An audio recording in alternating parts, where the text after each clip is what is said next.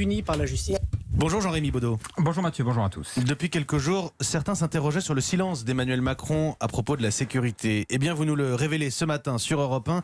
Le chef de l'État a repris personnellement le dossier en main. Oui, quand hier matin, il a découvert la vidéo de la violente intervention policière sur le producteur de musique, Emmanuel Macron est rentré dans une colère noire. Le président était très choqué, rapporte un témoin. Il appelle Gérald Darmanin, mais les deux hommes se rejoignent car une réunion était prévue depuis la veille sur le fameux article 24 de la loi sécurité globale.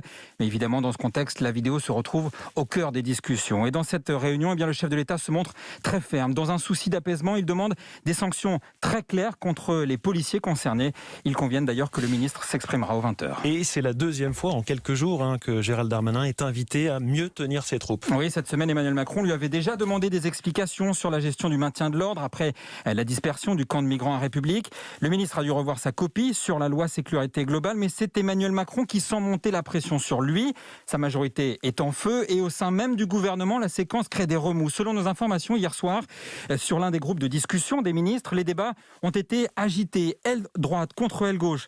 Tard dans la nuit, un membre du gouvernement m'a même confié « Notre souci sur la sécurité, c'est qu'on n'a pas de ligne structurée et on le paye ».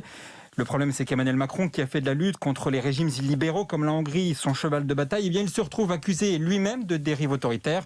Le président sur une ligne de crête, il a besoin de Gérald Darmanin pour afficher de la fermeté et capter des soutiens à droite.